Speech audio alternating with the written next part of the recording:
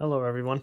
Today I'm going to be bringing you a deck tech, and this one's going to be around Liesa, Shroud of Dusk. So it's going to be a little bit of like an Angel Tribal EDH deck, and a little bit of like a taxing kind of control game as well. So Liesa, Shroud of Dusk is 5 mana. It's two white and a black for a 5/5 flying lifelink. And she reads, rather than pay the extra 2 mana for each previous time you've cast the spell from the command zone, you can pay 2 life that many times. And then she also has flying lifelink, and whenever a player casts a spell, they lose 2 life.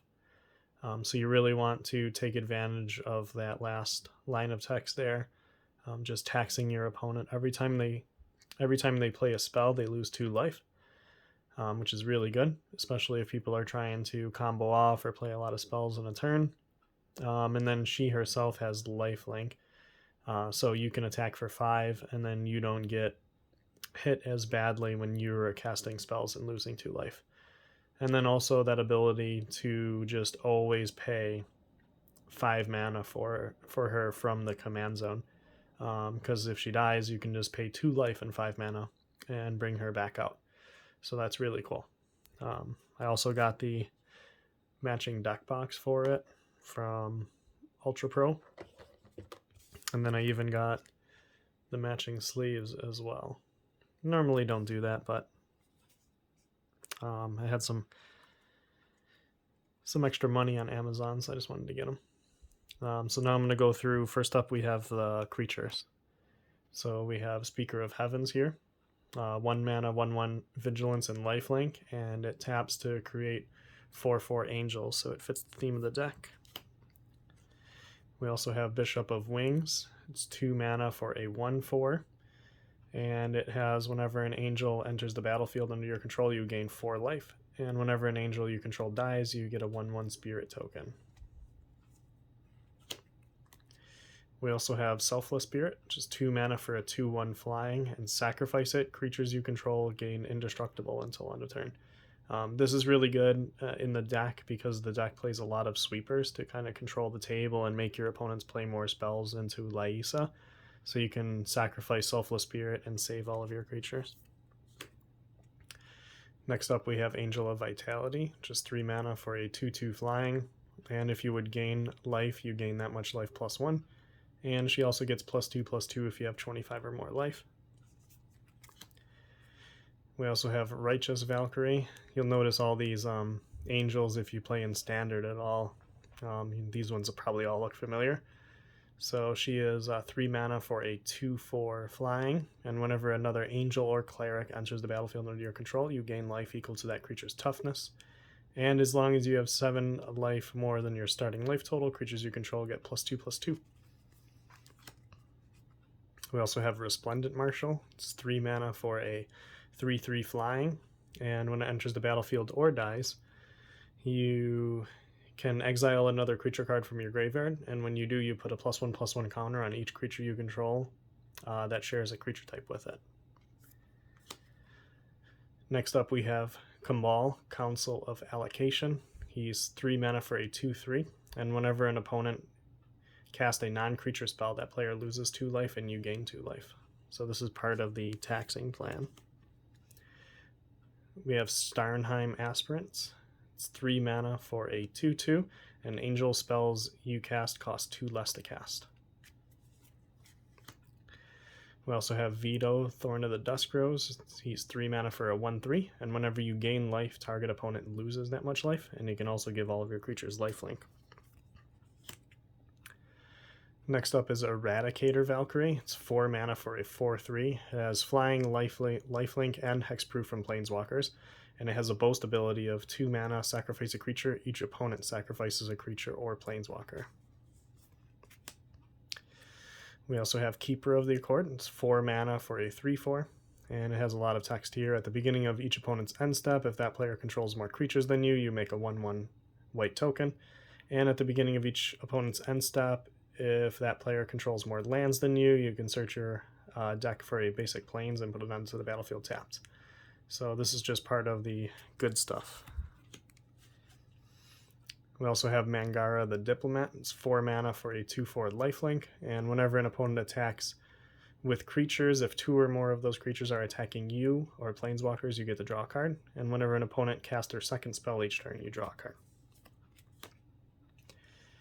We also have Angelic Field Marshal. It's 4 mana for a 3/3 flying, and as long as you control your commander, Angelic Field Marshal gets +2/+2, and creatures you control have vigilance.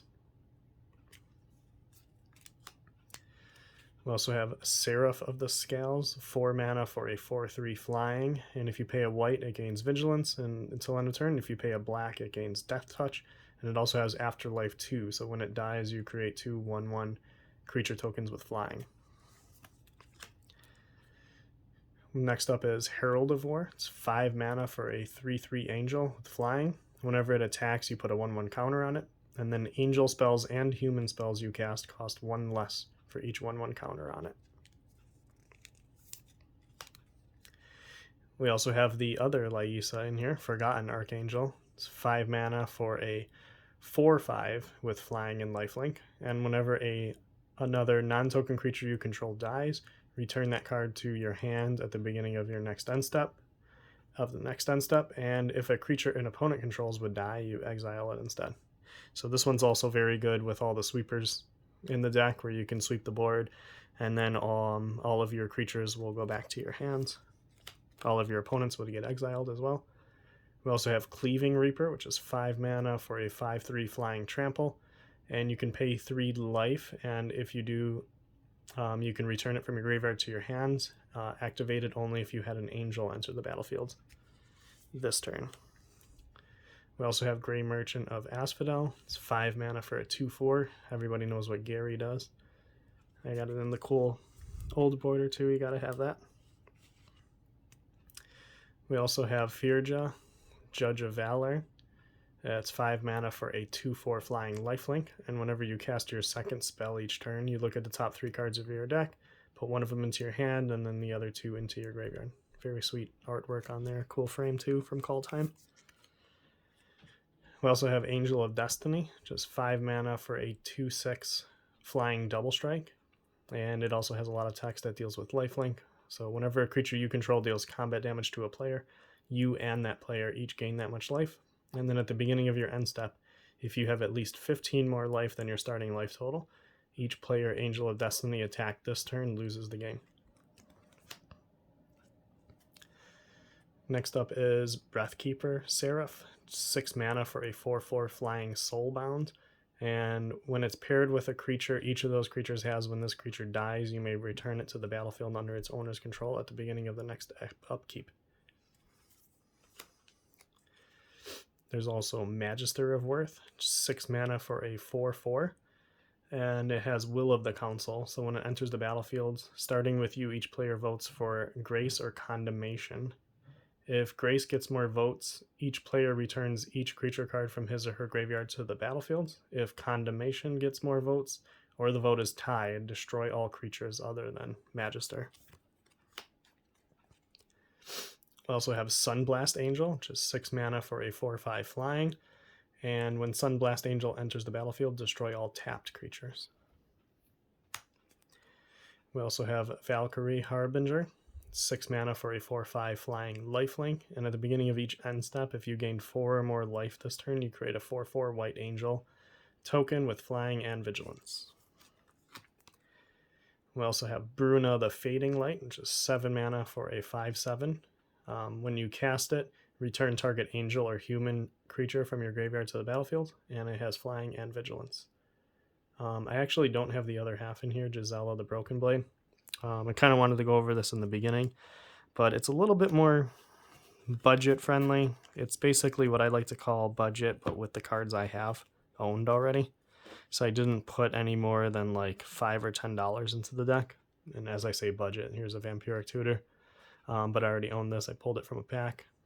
But as far as budget goes, like, just make the deck with whatever cards you have, or buy some of the cheap ones that I've been going through here. A lot of the creatures are cheaper. And then same thing for the mana base, which I'll get to in a little bit. But yeah, so first up we have Vampiric Tutor, which is obviously a great card. 1 mana instant, search your library for a card, shuffle, then put that card on top of it, and you lose 2 life.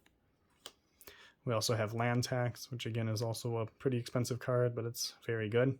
Finds you a lot of lands, so you never miss land drops. We have Path to Exile and Swords to Plowshare here, 2 of the better removal spells. We have a Soul Ring, obviously, to ramp yourself into getting Liesa out early. Arcane Signet, same idea. Orzhov Signet, Talisman of Hierarchy. Thematic Compass, which is a 2 mana artifact, and you can pay 3, tap it, and search your library for a basic land and put it into your hand. And then at the beginning of your upkeep, if you have 7 or more lands, you transform it. And it basically transforms into a Mazavith, which is kind of cool. But a Mazavith that can actually tap for mana. We have a Hero's Blade, which is 2 mana for an equipment. Equipped creature gets +3/+2. And then whenever a legendary creature enters the battlefield under your control, you can attach Hero's Blade to it. This is good with Liesa because she's always going to cost 5 mana. So you can play this, get this out, cast her, attach it to it, and now Liesa's is an 8/7 flying lifelink. So every time you hit with it, you're gaining 8 life. Same thing with this equipment too, Blackblade Reforged, which is 2 mana for an equipment.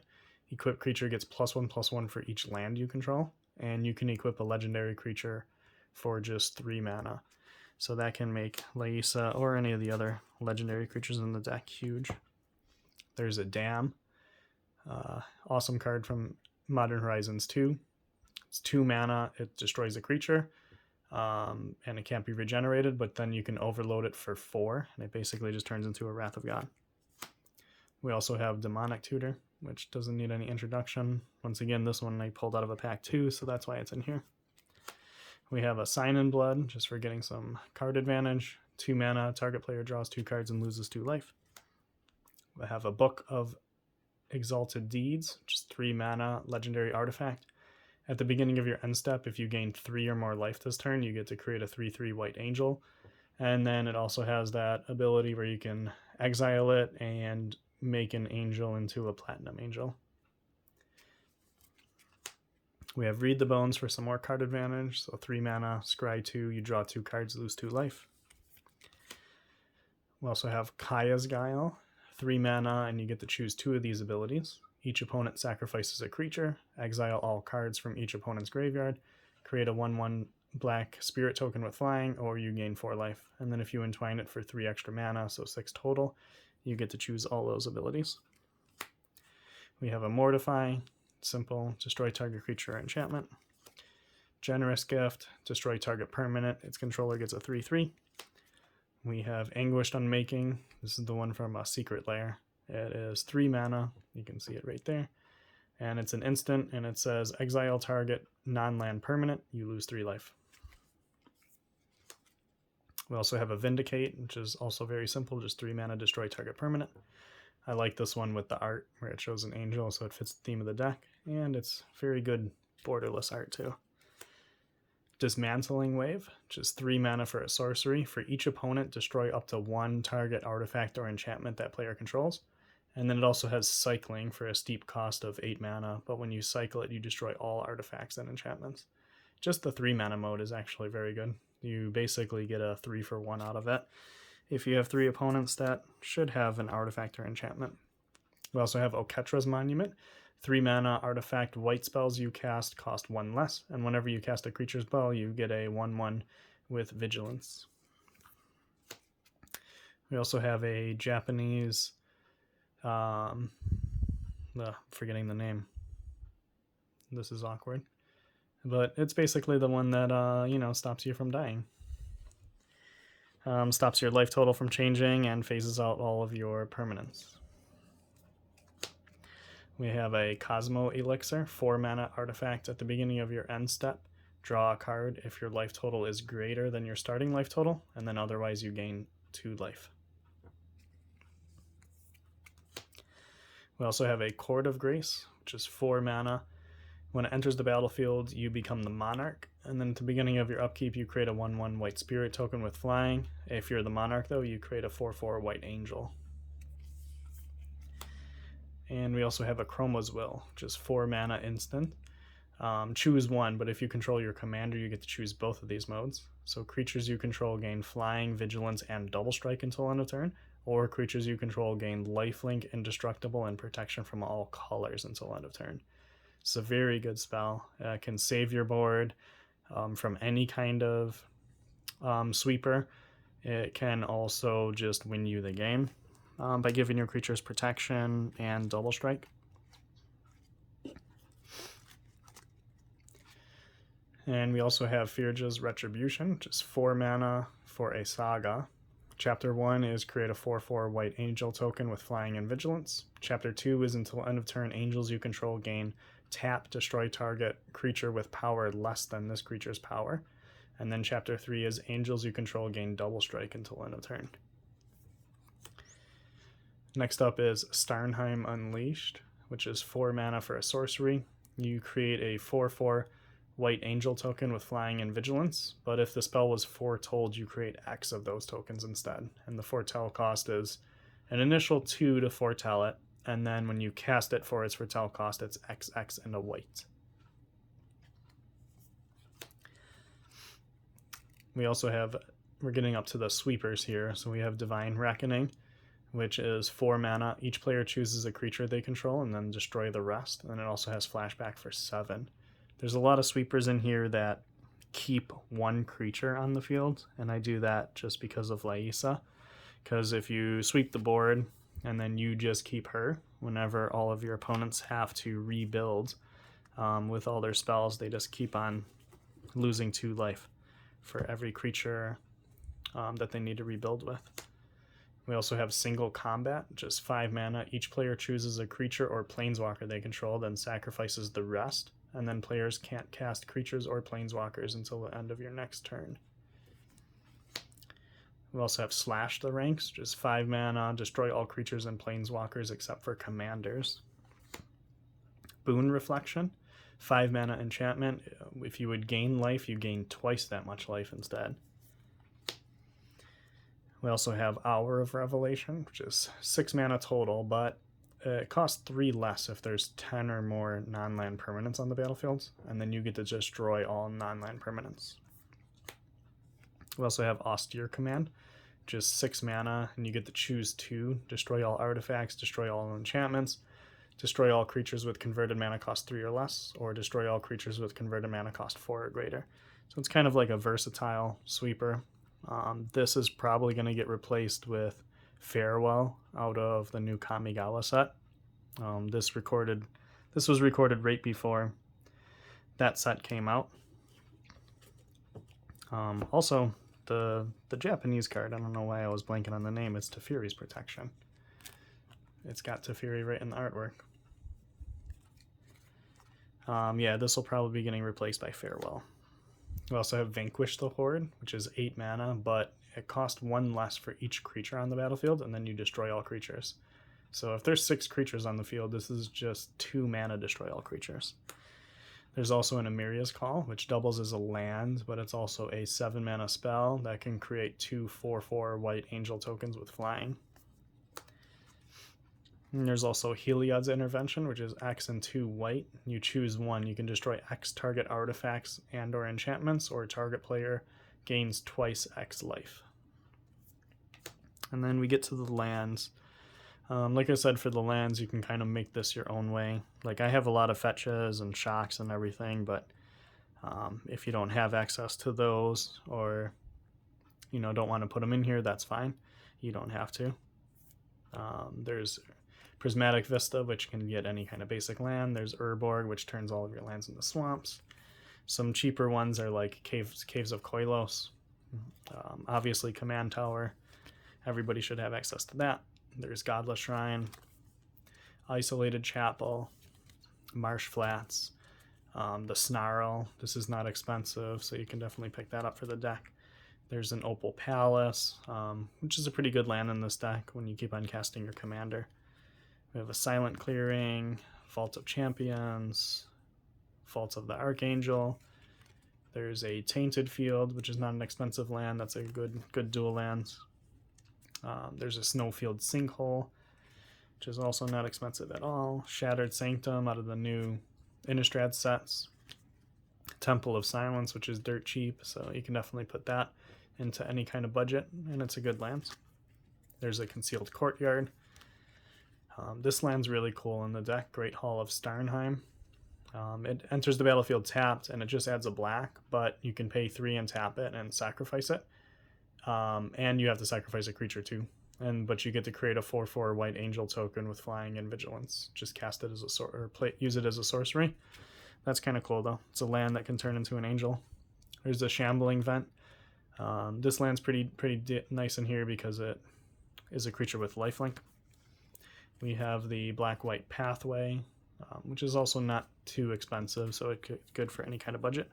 And then we just have some basics. I just have the Innistrad basics in here for right now, just a bunch of swamps and plains. Alright, and that's the deck. So let me know what you think of it. I think that this commander is kind of cool. And I like the fact of making everybody's spells come with a rider of losing 2 life. Alright, check back in. I'll be doing some Kamigawa box opening soon when the set releases. So we'll see what I can get out of that. Alright. Thanks for watching, and have a good day.